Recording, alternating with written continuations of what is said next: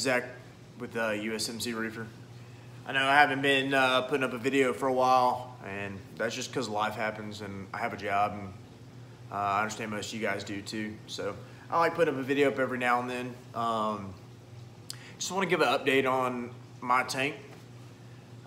It's gone through a lot of ups and downs since I posted my last video. I've added new equipment, stuff like that, because of some of these issues. But I've been trying to make this tank a more SPS dominated tank, and a long story short, what happened with the tank was I had a J-Bow dosing pump. I was using airline tubing.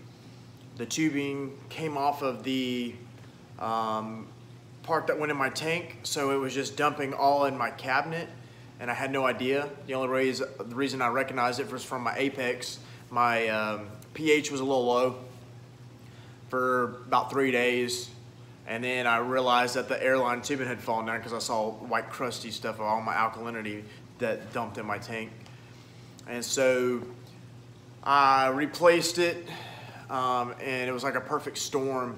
The head went out in the pump the same day. So I had about 5 days where there was no alkalinity getting dosed in my tank. It went from about 8.5 to 4.4 in about 4 to 5 days. So needless to say, I had STN on pretty much all of my acros. So I bought a dose, Neptune's dose.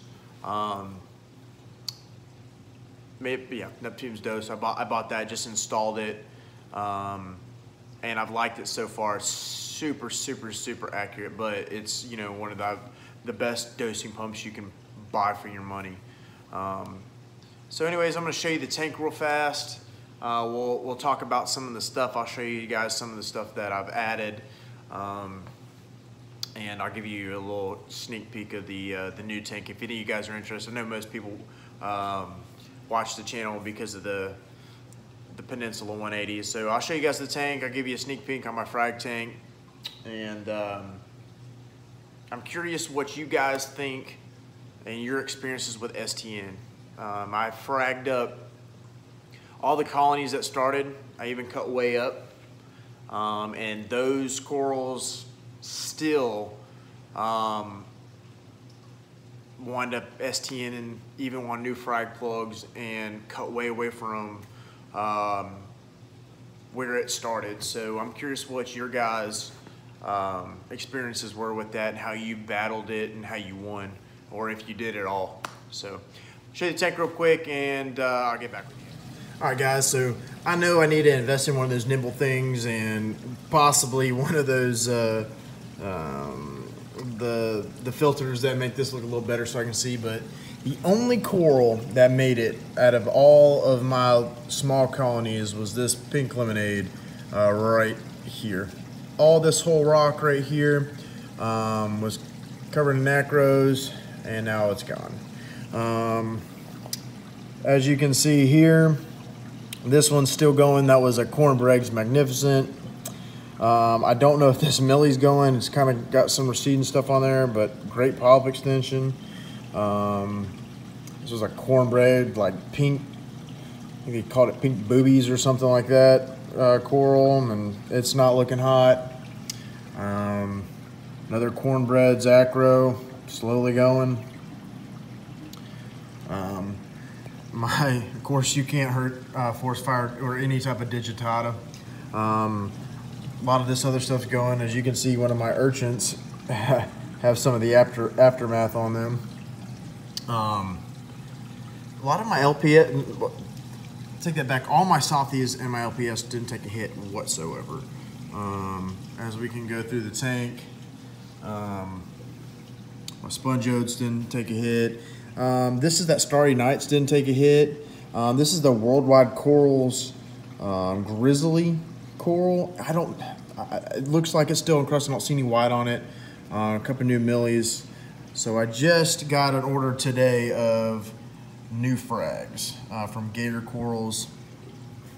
Hopefully none of those go, and I'm trying to see if new corals in the tank do good.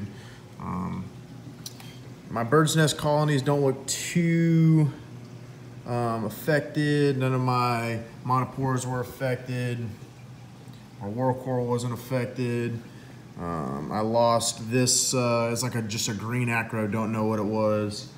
But all my hammers are doing fine. Of course, you can't kill GSP. Added a couple new fish. Since I last talked, I added a couple more cardinal fish. I got 3 of them now, and then these are really cool. These are called sprinter damsels. You see these little guys, sprinter damsels. I got 4 of those. Apparently they eat flatworms. I don't have flatworms, but I just like having a variety of fish. Doing a little snorkeling when I was on vacation, saw lots and lots and lots of damsels.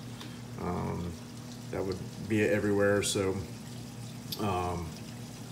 I like the look of that in my tank also. So here's another coral that's gone, and then here's you can start seeing the aftermath of that. Just really, man, really demoralizing.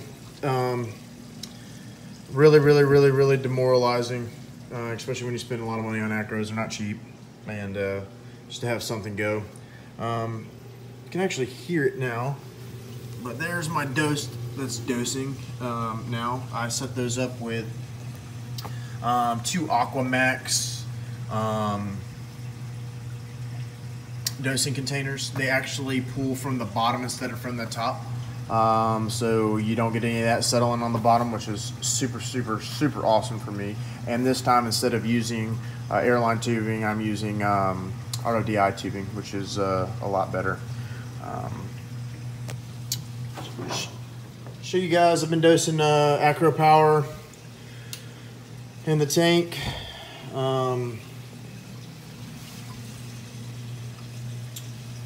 Here's the sump. I mean, nothing's really changed. I know I did that video, the Jabo UV sterilizer. It is still working fantastic. Honestly, can't tell you if it's doing anything great in my tank. Haven't had any ick.